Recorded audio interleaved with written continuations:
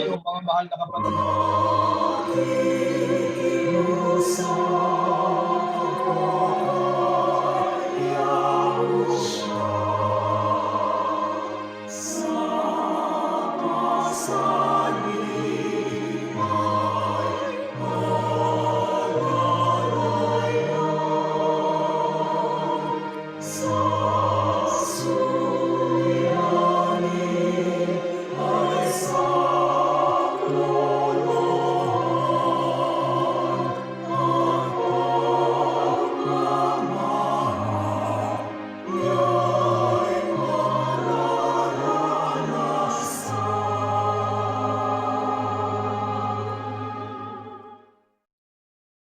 Panginoon po naming Diyos, Yahuwa na makapangyarihan sa lahat, maraming salamat po Ama dahil taglay pa po namin ang buhay at lakas upang patuloy ka naming paglingkuran sa Espiritu at katotohanan. Sa bawat araw ng aming buhay ay patuloy mo po kaming iniingatan Ama. Ang pagliligtas ay patuloy naming natatanggap. Hindi man po sagana ang aming buhay, subalit Panginoong Diyos, patuloy mo kaming pinibigyan ng aming pangangailangan sa araw-araw. Kaya Panginoon, maraming salamat po. Ikaw po Ama, ang aming sasambahin at luluwalhatiin sa nalalabing panahon ng aming buhay. Kailangan ka po namin sa pagsamba namin ngayon.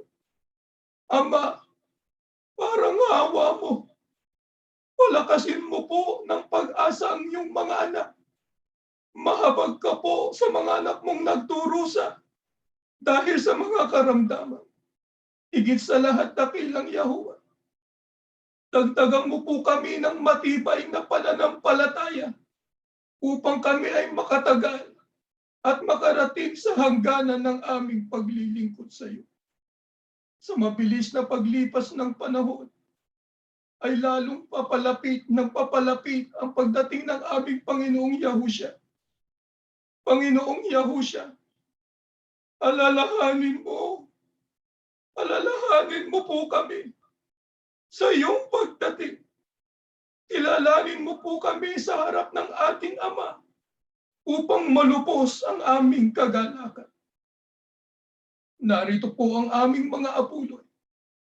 Ama, pakitanggapin mo po at basbasan ito upang magamit sa lahat ng gawain sa iglesia. Sumasampalataya kami, Ama, na binasbasan mo na po ang aming kapatid na maghahayag ng iyong mga salita na siyang aming tanglaw, gabay sa patuloy naming paglilingkod sa iyo. Ang lahat po ng ito ay aming hinihiling, tanging sa pangalan po ng aming Panginoong Yahushua na siyang aming tagapagligtas. Amen.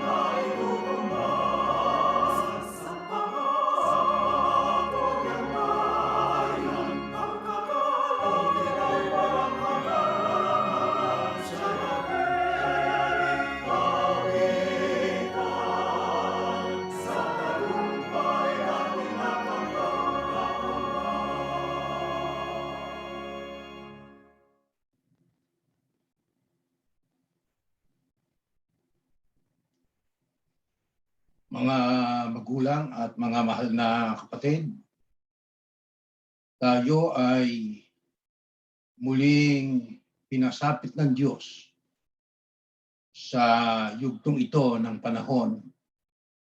Sa ating paglalakbay ay patuloy tayo na kanyang ginagabayan Kaya magpahanggang ngayon, mga kapatid, ay patuloy at walang sawa po tayong tumatanaw ng utang na loob sa ating dakilang Ama na si Yahuwah at maging sa ating Panginoong Yahushua na siyang gumagabay sa atin sa ating pong paglalakbay na ito.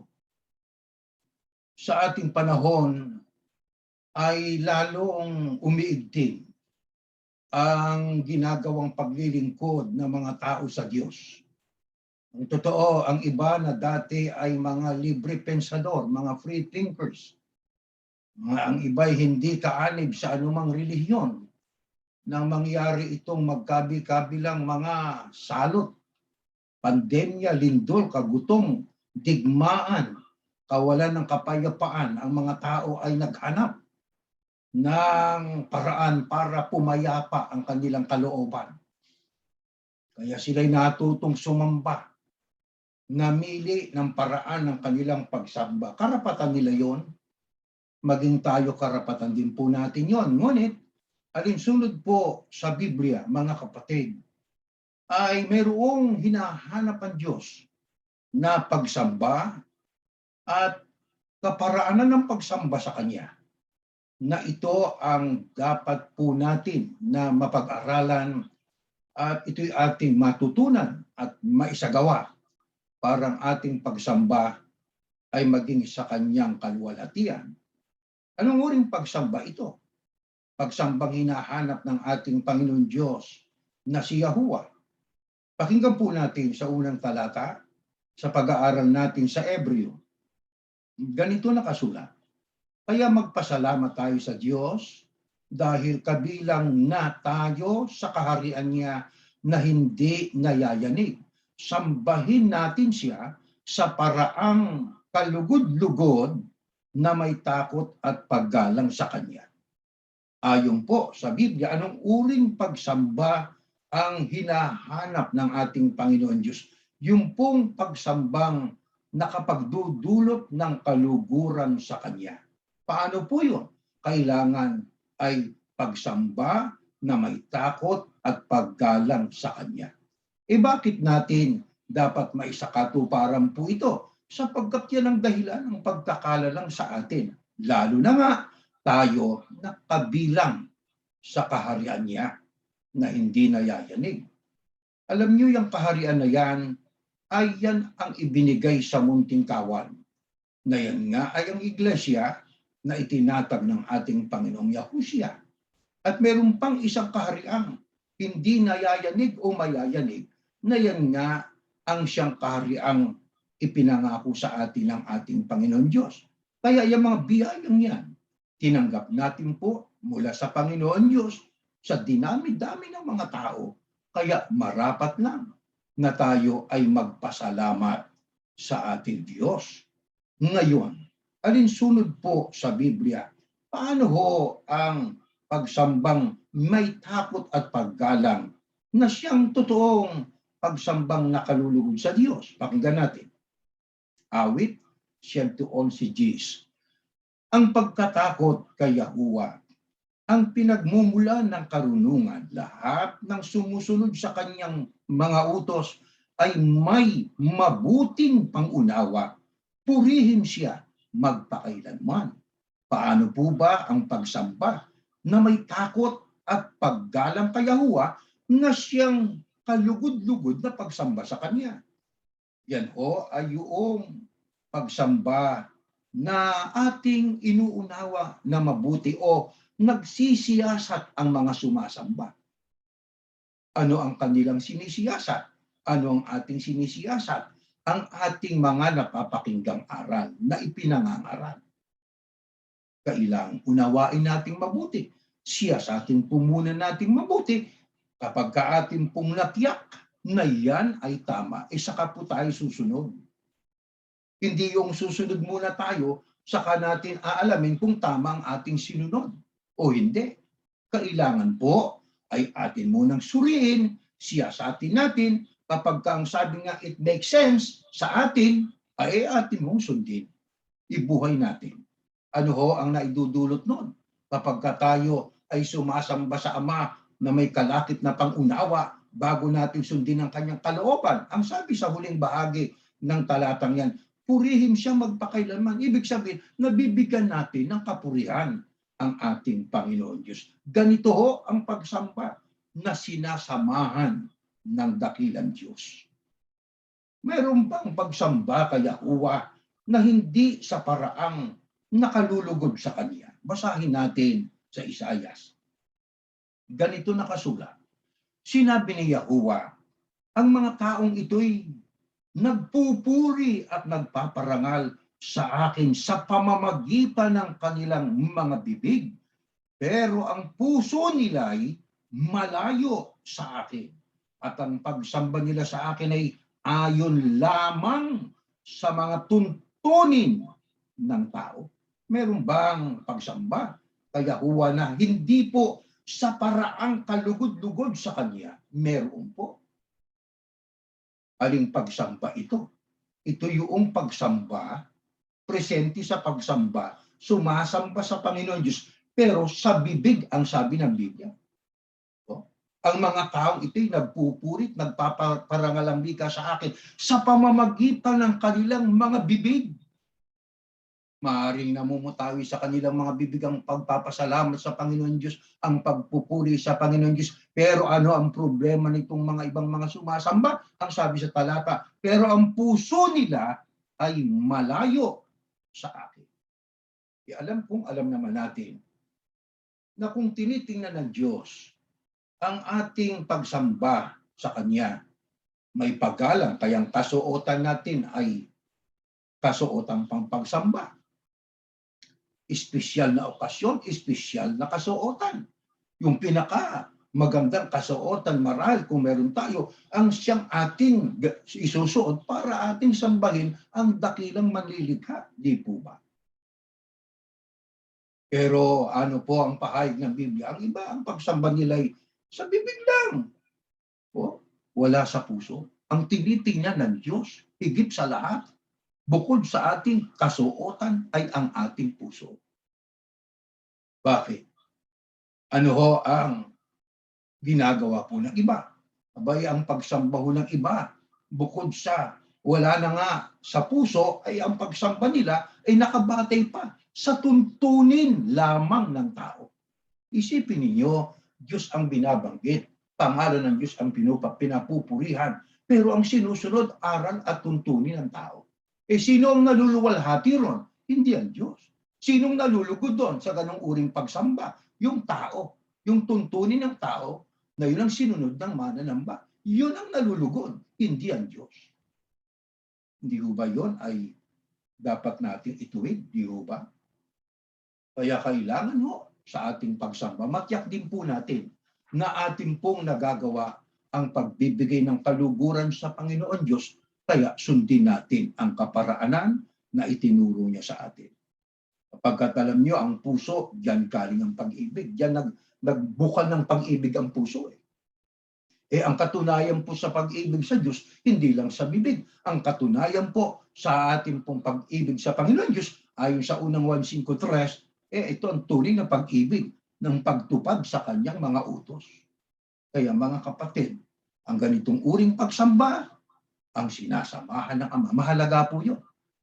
Pero paano po nahayag ang kawalan ng pag-ibig ng iba sa pagpupuri sa Panginoon Diyos, ang kanilang pagsamba nga po ay hindi na ayon sa kalooban ng Diyos. Kung ayon sa kalooban ng Diyos pa, hindi naman sinusunod. Sayang lang po. Kaya kailangan po matyak po natin ng ating pagsamba ay ayon na sa kalooban ng Ama, handa pa nating sundin siyang pagsamba na nakalulugod sa Ama. Kaya mga kapatid, anong isang bahagi po ng pagsamba na kinalulugdan ng Ama? Pakinggan po natin sa unang Korinto. Ganito nakasulat. Anong dapat kong gawin? Mananalangin ako sa pamamagitan ng aking espiritu. Ngunit gagamitin ko rin ang aking pag-iisip sa aking pananalangin. Ako'y aawit sa pamamagitan ng espiritu, ngunit gagamitin ko rin ang aking pag-iisip sa aking pag-awit. Ano ho ang isang bahagi ng pagsamba? na kinalulugdan ng ating Panginoon Diyos. Yang pananalangin at yang pag-awit. Ang panalangin po at pag-awit, bahagi ng ating pagsamba. Kaya kanina, bago manalangin, may pag-awit. Kailangan sa ating pag-awit, saan manggagaling? Sa galing sa puso din po. Paano po yun? Kailangan ang mga lyrics ng ating inaawit, kung tayo po ay sumasabay sa pag-awit, ay ating inuunawa. Yan ang pag-awit sa pag-iisip. Pagka tayo na may mananalangin, kailangan po ay mananalangin tayo sa pamamagitan ng ating espiritu. Lakipan natin ang ating pag-iisip. Yan ang hinihingi sa atin ng Diyos. Mahalaga ho yan.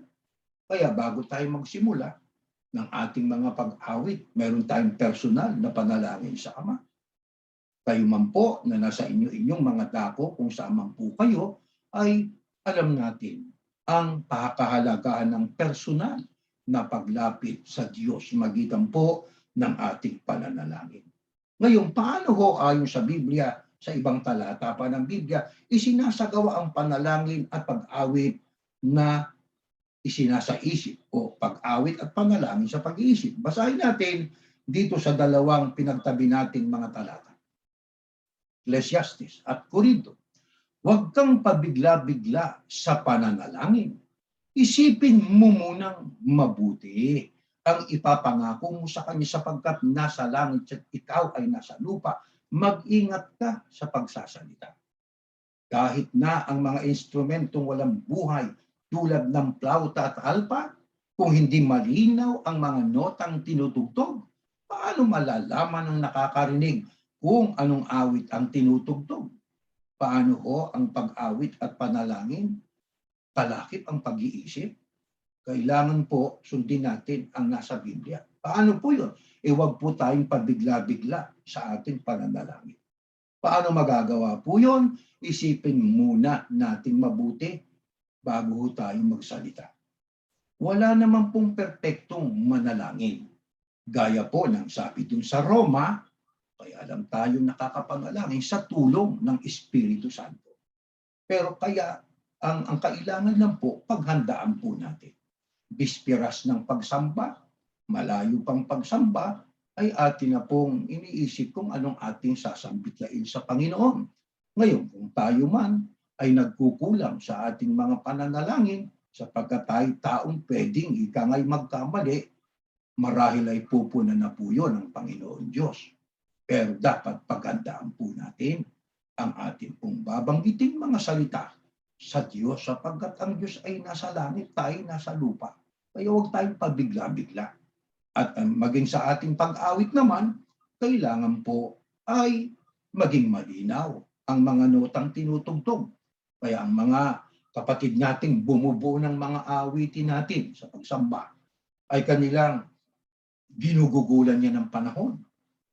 Mga ilang pagkakataon nila at ilang beses nilang tinitignan ang lyrics at yan ay idinadaan naman sa mga ministro para maaprubahan po kung yun ay doctrinally tama, saka lang po i-record ng mga kapatid natin ang mga melodiya na kanilang isinasama, mga nota ay kanilang tinitiyak na nasa tamang tunog at wasto ang pagkakaugnay-ugnay ng mga salita para ang tunog ay magiging distinct, magiging malinaw sa mga sumasamba at makakasabay tayo na nagkakaisa. Meron pong harmony ang ating pag-awit.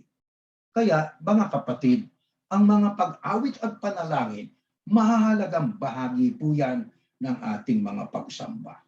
Kaya ito ang dapat nating pahalagahan habang tayo po'y nagpapatuloy sa ating pong paglilingkod sa ating Panginoon Diyos.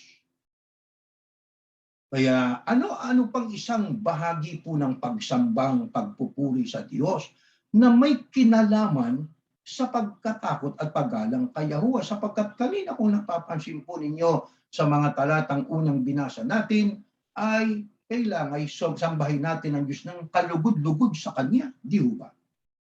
May takot sa Kanya. Paano po yun? Dito sa Corinto 14:26, ganito nakasulat. Ganitong ibig kong sabihin, mga kapatid, Kung sa inyong pagtitipon ay may umaawit, may nagtuturo, may naghahayag ng kalooban ng Diyos, may nagsasalita sa iba't ibang mga wika, at mayroon namang nagpapaliwanag noon, gawin niyo ang lahat ng iyan sa ikapagpapatibay ng iglesia. Ano pong isang bahagi ng pagsambang pagpupuri kay Yahuwah na may kinalaman sa pagkatakot at paggalang sa Kanya. Yung pagsamba ay binubuo po yan, hindi lang ng panalangin, ng pag-awit. May pagtuturo, may paghahayag ng kalooban ng Diyos. Kaya sa ating pagsamba, may pag-aaral. Ang mensahe ng Diyos ay ipinararating sa pagsamba. Kaya kapag tayo po'y dumadalo sa ating pagsamba, ay dapat na nasa isip natin, ano ang mensahe ng Diyos? Anong ibig ng Diyos na iparating sa amin? Ano ang ibig ng Ama na sundin namin? Kaya kapag may ganoong kaisipan tayong taglay, bago tayo dumalo sa pagsamba, nakahanda ho tayo. Nakaprepara tayo. Nakahandang ating isip. Nagiging receptive tayo sa pangangaral. Pero inuunawa po natin ang aral. Di ho ba? Paano kung may ginagamit na iba't ibang lingwahe? Ang sabi diyan, may nagsasalita sa iba't ibang mga wika o lingwahe. Ano naman ang ginagawa? Meron namang nagpapaliwanag nung. Kaya meron tayong mga binabasa kung magkaminsan na mga talatinigan, di ho ba? Mga kahulugan ng mga salita. Kung tayo gumagamit ng mga referensya sa ibang mga wika, ating pinaliliwanag ng ayon naman sa tamang kahulugan niya. Di ho ba? Ano layunin po natin sa ating pong ginagawang pagtitipon, pagsamba sa Panginoon Diyos? May awit, may panalangin, may pag-aaral, may pagpapaliwanag sapagkat gumagamit tayo kung magkamisa ng iba't ibang mga lingwahe o wika. Ang lahat ng yan ay sa ikapagpapatibay ng iglesia. Yan ang layo natin. Paanong ating katawan? Kung ito ay ating pinakakain at ito'y ating inaalaga ang mabuti, lalakas at titibay ang ating pangangatawan. Marahil hahaba ang panahon natin sa buhay na ito. Ganun din po ang iglesia. Kung may pagkain literal ng ating katawan, yan ang mga pagkain masustansya at mga inuming katulad ng tubig at iba't iba pang inuming nakakapagdulot ng lusog sa ating pangangatawan, kailangan ng kaluluwa natin ang salita ng Diyos, ang mga aral ng Diyos sa anong pagkakataon natin, sama-samang tinatanggap yan. Sa inyo ang wikang pagtitipon. Yan ho ang pagtitipon na kung tawagin natin ay pagsamba. Kaya mga kapatid, kaming mga nangangaral, hindi ho kami perpekto, pero pinipilit po namin na maging maliwanag ang pagtuturo ng mga aral ng Diyos. Ano layunin namin? Na yun ang kalooban ng Ama para masunod po natin lahat, hindi yung opinyon o pansariling interpretasyon ng tao, kundi ang ating masunod ay ang mga kalooban ng Diyos. Kaya nga po, sa pag-aaral natin ay mayroon po tayong mga talatang nakikita dyan sa ating screen para kayo po mismo ay mabasa din po ninyo at inyong mapaghinuha at ang inyong ay mabalanse at matiyak kung ang ating pagtuturo ay ayon nga sa mga talatang nakasulat sa Biblia. Ano po? Ano ang mabuting ibubunga nito uli? Ang sabi ng Biblia, sa ikatitibay ng iglesia.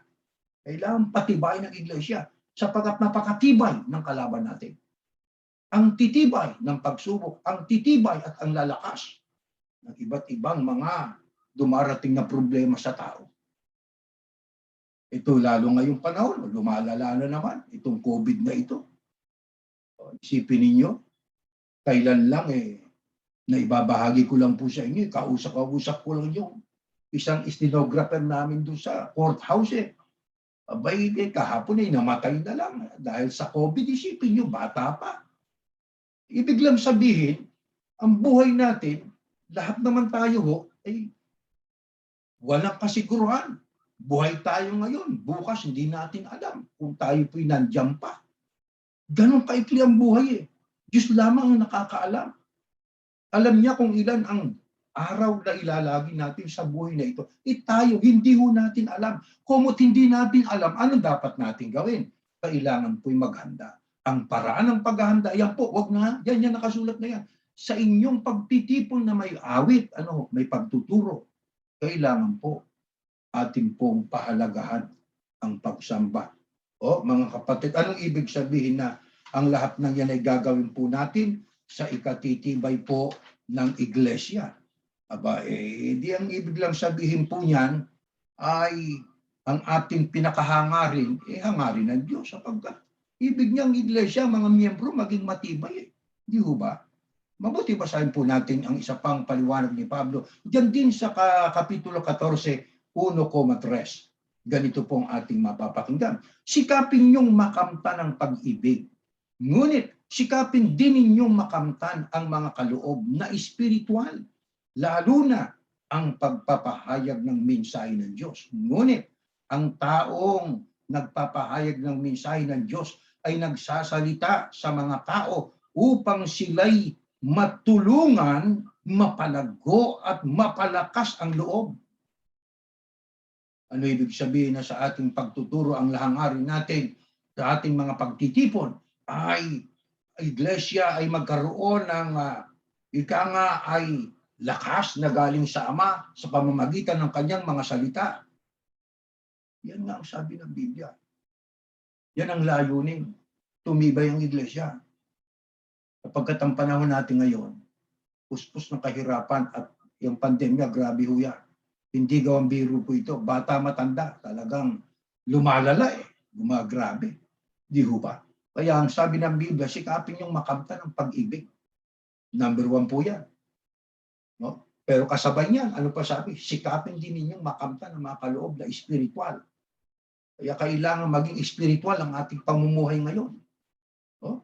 Lalo na ang nagpapahayag ang wika ang pagpapahayag ng mensahe ng Diyos.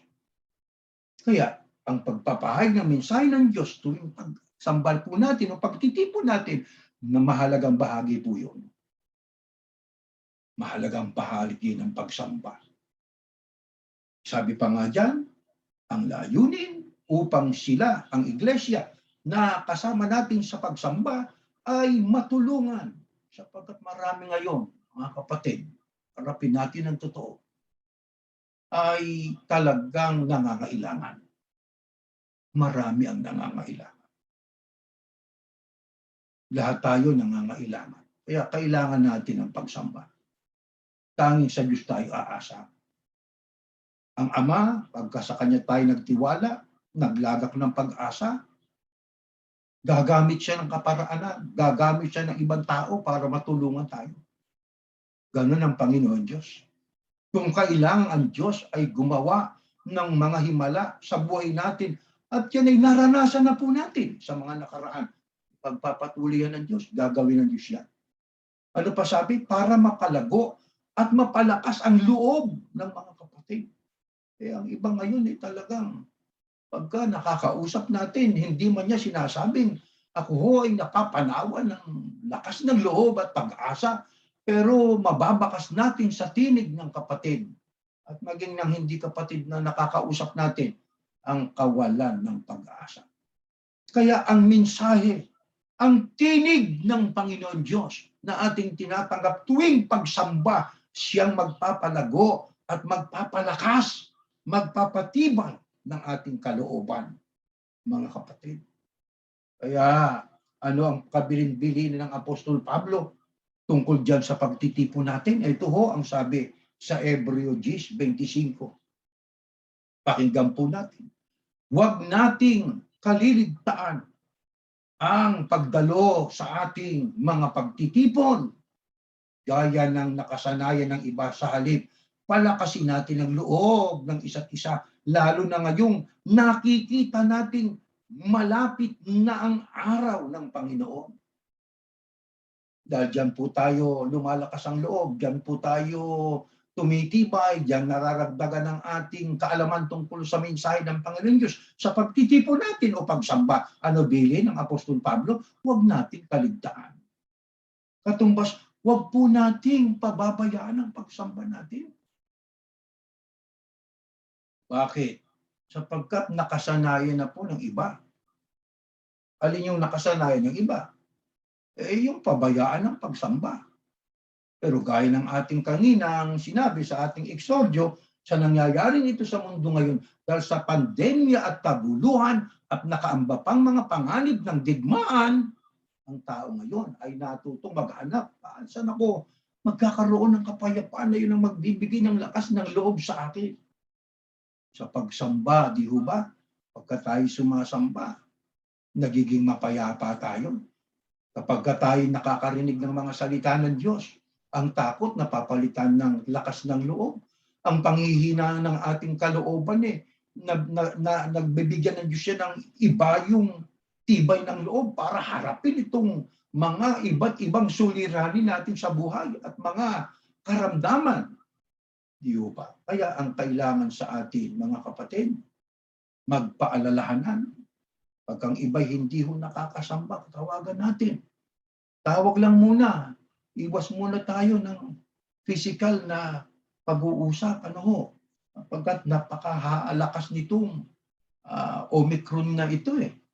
Sabi nga ng mga doktor 10 beses na ang lakas nito kaysa Delta pagdating sa pagiging contagious. Nakakahawa talaga ito. Kaya sa panahon natin, sabi nga, nabasa ko rin sa CDC nang sabi doon ng mga doktor, hindi lang isang face mask ang ating pong isusot, doblehin natin o triple pa. Iba yung pag-iingat, mga kapatid. Kaya sa panahon ito, ay kailangan palakasin natin ang loob ng isa't isa. Hindi ito panahon para tayo po ay mawala ng pag-ibig sa isa't isa. Ito'y panahon ng damayan. Panahon ng pagpapalakas ng loob ng isa't isa. Panahon ng pagyakap sa ating kapwa-tao. Ang pagyakap ay kahayagan ng pagkalinga. Hindi ito panahon na tayo magkaroon ng galit o puot sa kapwa. Ito'y panahon na tayo po, mga kapatid, ay magtulungan sa isa't isa. Bakit? Lalo na ang wika ngayon. Nakikita nating malapit ng araw ng Panginoon. Gaya ng panalangin ng ating kapatid kanina, pagdating ng Panginoong Yahushua, sana huwag tayong makalimutan. Makasama niya tayo para malubos ang ating kagalakan. Hindi natin alam kung bukas o makalaway nandyan ang Kristo Yahushua sa alapaap. Di ba? Sapagkat ang lahat ng palatandaan ay nagaganap na. Kaya ito ay ating tinatalakay para tayo po ay huwag malibang. Hindi masama ang maghanap buhay. Kailangan po rin yun. Pero kasabay ng paghanap buhay, pagtulong sa kapwa, sa mga kamag-anak, kung may maitutulong tayo, payo, o kung kailangan nilang pinansyal at meron tayong konti, hindi man yung halagang hinihingi nila na itulong natin. Kahit konti, makaambag man lang, hindi na kailangan pa na tayo yumamang para makatulong. Di ho ba? Naman tayo, ang Kristiyanong tunay, madamayin. Di ho ba? Tumutulong. At sa pagtulong natin, nababanal tayo sapagkat ang sabi ng Biblia, mas mabuti ang nagbibigay kaysa tumatanggap. Sapagkat yung nagbibigay ay nababanal, nagiging banal siya sa harap ng Diyos. Ano damdamin ng mga tunay na mananamba? Pakinggan natin dito ho sa aklat ng mga awit. Ganito ho ang ating mababasa. O Diyos, Ikaw ang aking Diyos na lagi kong hinahanap. Totoo yun, mga kapatid. Yung wika, yung mga pananalitang yan ni Haring David, sinulat dyan sa aklat ng mga awit, yan ang ating maya't maya ay ginagawa. Ikaw ang aking Diyos na lagi kong hinahanap. Ang uhaw kong kaluluway, tanging ikaw nga ang hangad. Para akong tuyong lupa na tubig ang siyang lunas. Hayaan mong sa santuaryo ikay aking mapagmasdan at ang likas mong kaluwalhatian at kapangyarihan. Ang wagas na pag-ibig mo'y mainam pa kaysa buhay. Kaya pupuring kita, O Diyos, at pararangalan. Habang ako'y nabubuhay, ako'y magpapasalamat at ako ay dadalangin na kamay ko'y nakataas. Itong aking kaluluwa'y tunay na masisiyahan. Tatawag, mananalangin tayo sa Diyos. Lalo na sa panahon ito, mga kapatid. Di muna natin natapos yung pagbabasa niyan sapagkat may ibig kami ipahiwatig sa inyo na dapat po nating mapansin, mga kapatid. Yang salita dyan ni Haring David ng puhaw kong kaluluwa'y tanging ikaw nga ang hangad. Hindi ba yan ay totoo? Ang Diyos ang ating pinakahangad na maramdaman sa ating pong buhay na ito. Sa ano itinulan ang pangangailangan natin sa Diyos para ang wika kung tuyong lupa na tubig ang siyang lunas.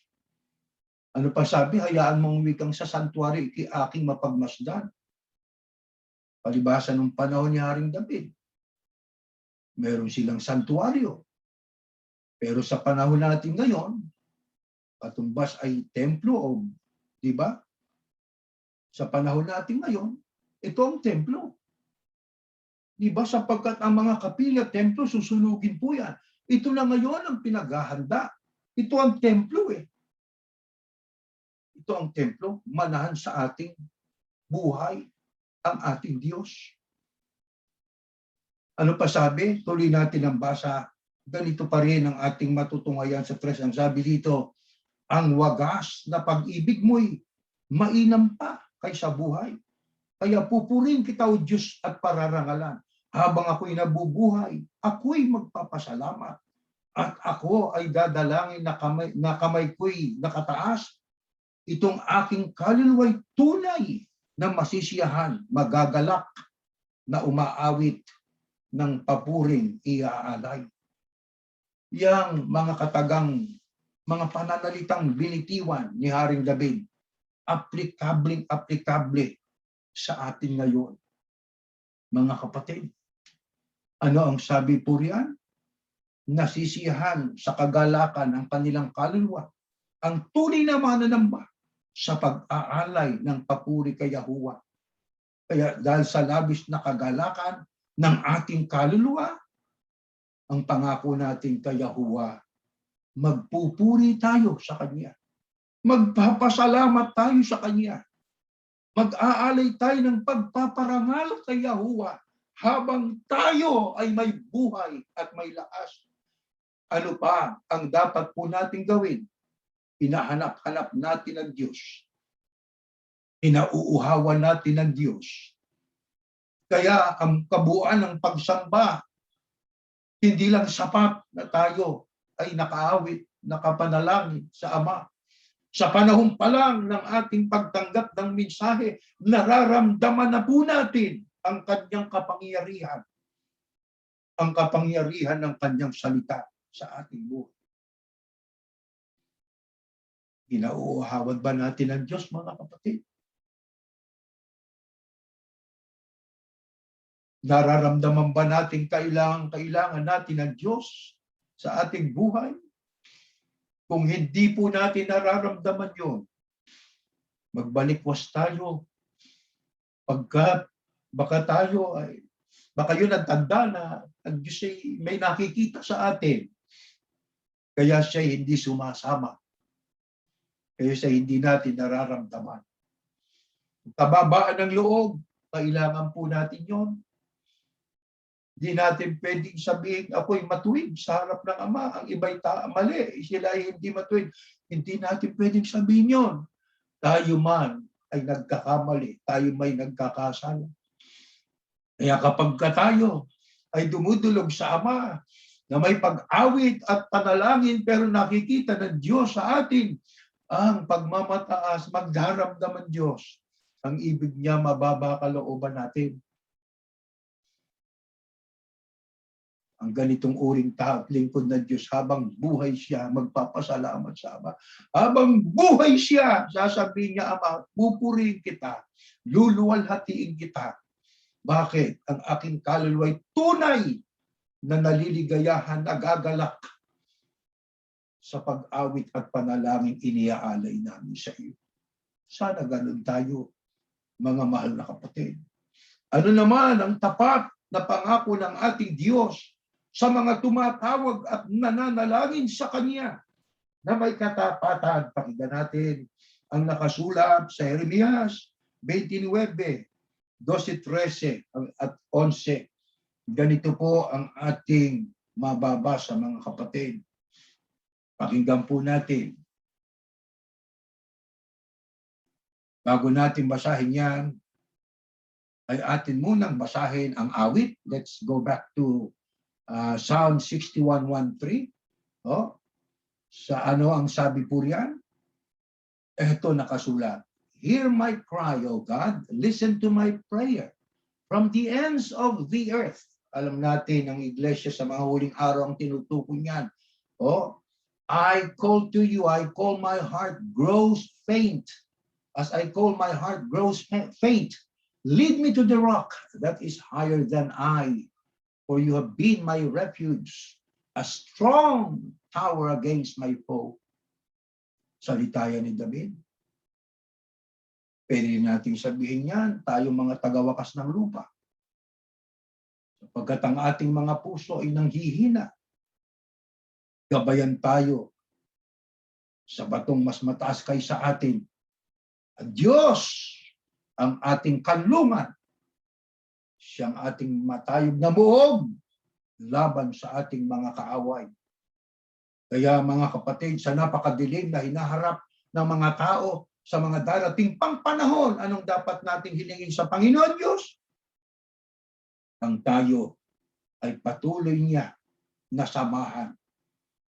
Na kapag dumarating sa ating buhay ang panglulupaypay, ang panghihina ng loob, lalapit tayo sa kanyang, sabi nga, I call my heart grows faint.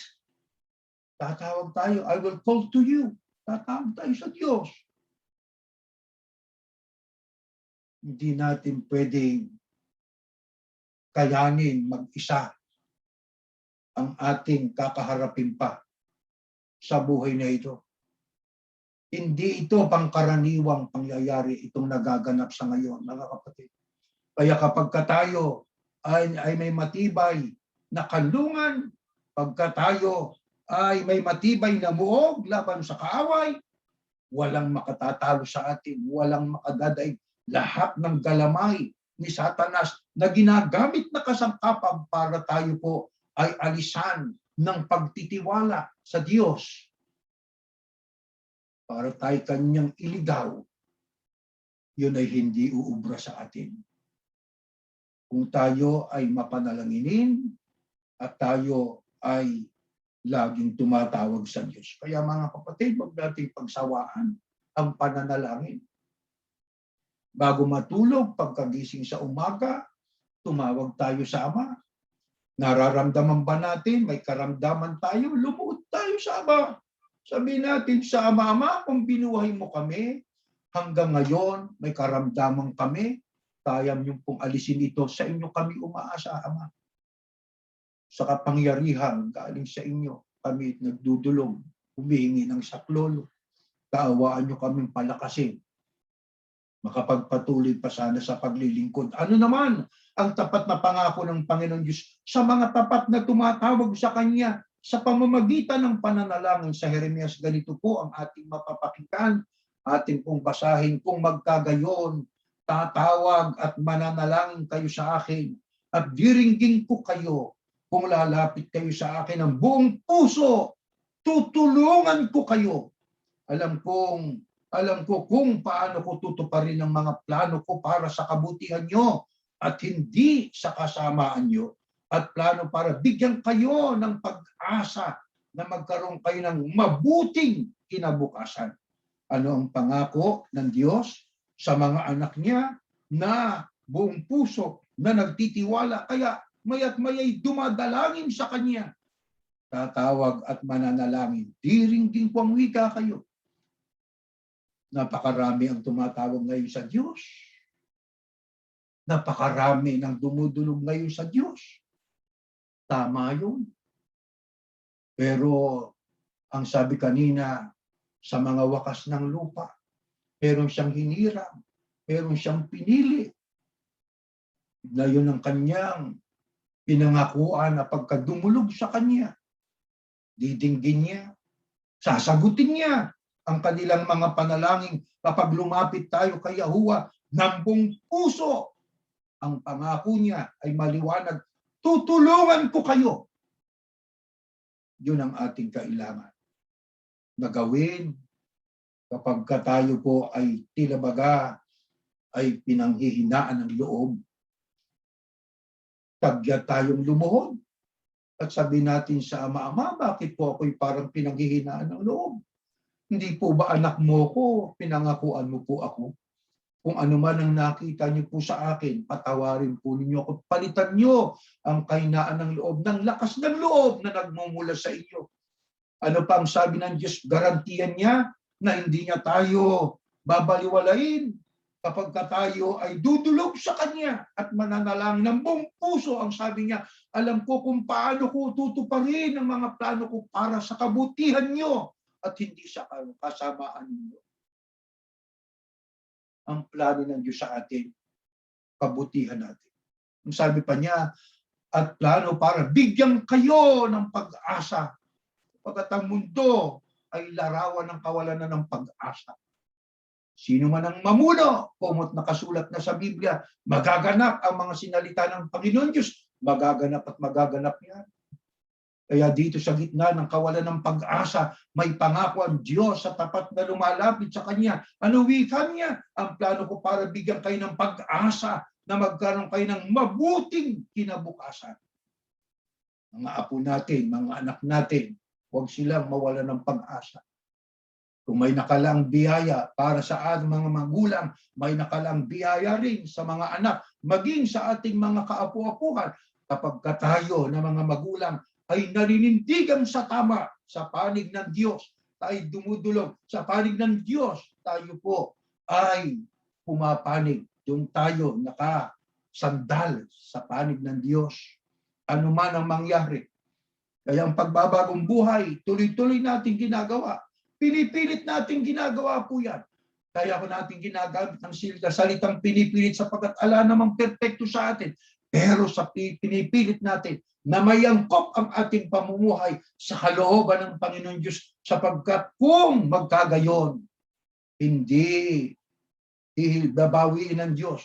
Hindi niya pwedeng pigilan ang mga biyayang inilalaan niya sa atin kapag tayo ay nasa uri na karapat-dapat tumangkap.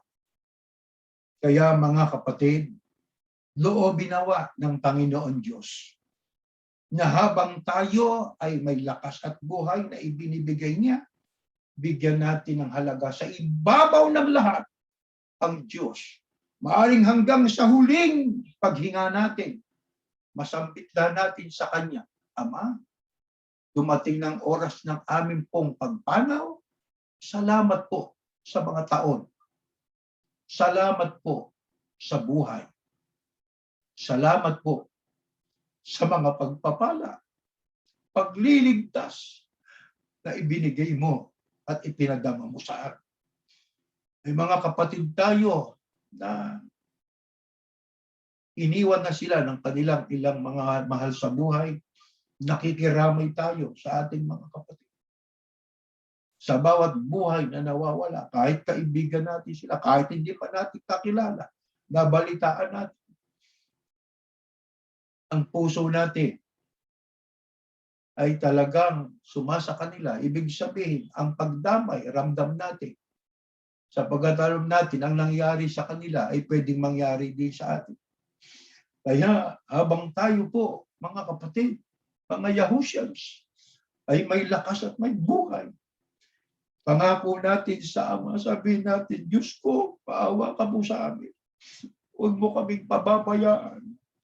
Nangangako naman po kami, hindi ka namin iiwan.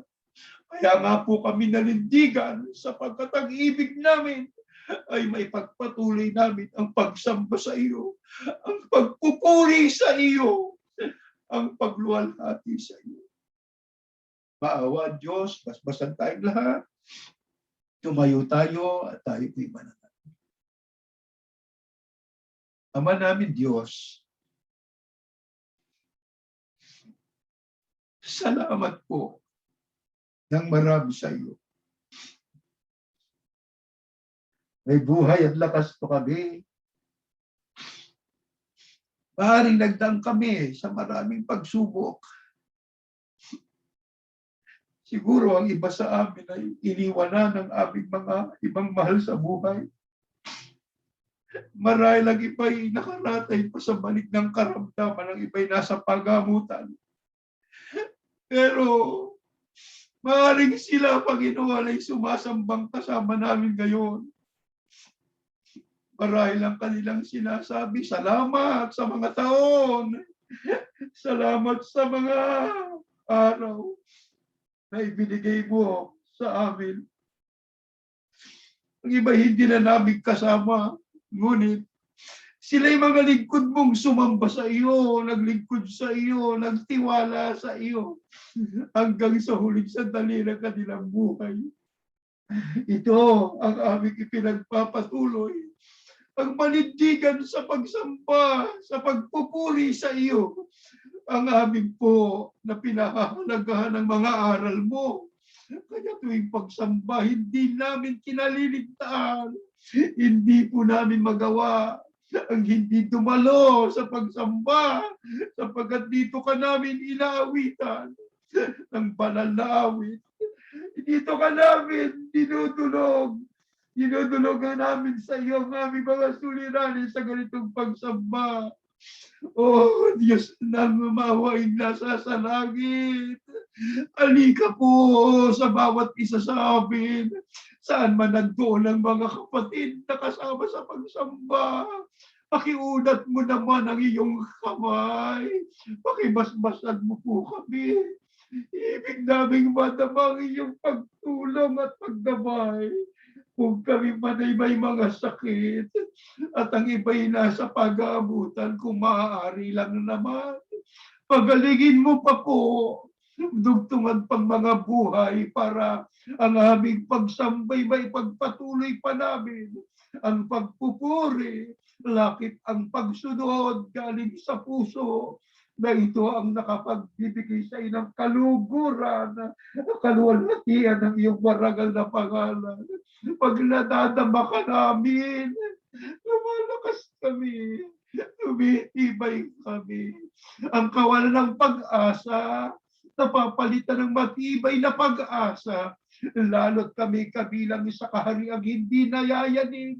Ito ang iglesyang tinibus ng iyong anak, pati na rin ang pangako na kaharian ng bayang banal na hindi nayayanig.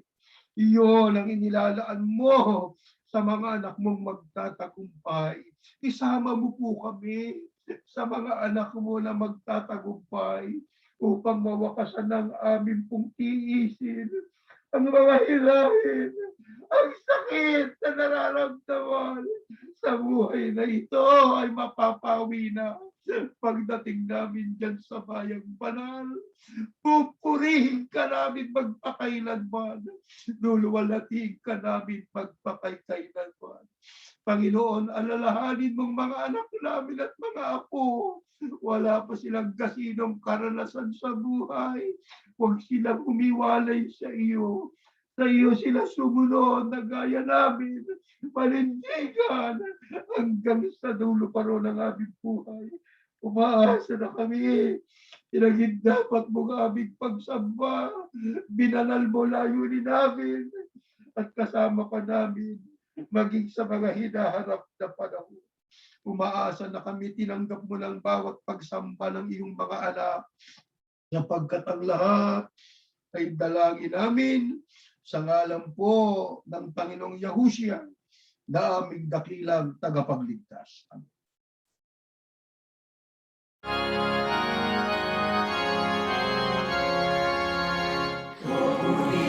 si Yahuwah sa Espiritu Banal. Ihayag ang kanyang kabutihan sa pangalan ni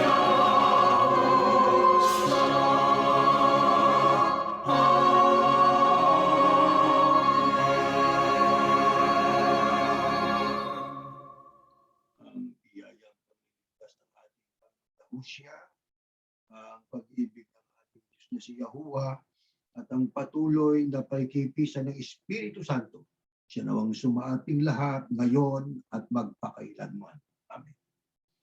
Mga kapatid, meron tayong mga ilang reminders po. Remember to share our faith to others. We have our Tagalog Bible studies every Thursday at 8 p.m. Eastern Time. Our Tagalog worship services are 10 and 7 p.m., 10 a.m. and 7 p.m. Eastern Time tuwing Saturdays po yan. Our English worship services are noon and also 2 p.m. Eastern Time on Sundays. You can also worship via Zoom at 403-356-689 or via Facebook Live. At umaasa din po kami mga kapatid na huwag tayong magsawa na i-share natin ang ating pagsamba. Ang ginagawa po ng ibang kapatid bago tayo sumamba, Linggo at Sabado, 1 oras o 2 oras bago tayo mag-start ng pagsamba ay nag-i-invite po sila. Nagsisend sila ng invitation sa kanilang mga kaibigan sa iba't ibang panig ng mundo. Siguro ay pwede na natin gawin ang ginagawa ng iba nating mga kapatid na atin silang imbitahan. Yun ay paraan ng pagmimisyon natin sa kanila sa magitan po ng ating ginagamit na technology. Pagkat wala naman tayong maidadahilan na ngayon. Kahit may COVID, walang physical, sabi nga, mga na ating physical na contact sa ating kapwa. Pero magitan po ng telepono natin, nagagamit po natin yan para mag-imbita ng mga kaibigan natin, mga kakilala, mga katrabaho, maging ang iba nating kasamang nandun pa sa institusyon. Asa po kami na ang lahat ng mga bili na yan po ay ating pong bigyang halaga para sa atin pong ikatitibay at nakatulong tayo sa gawain natin. Hanggang dyan po at tayo natatapos.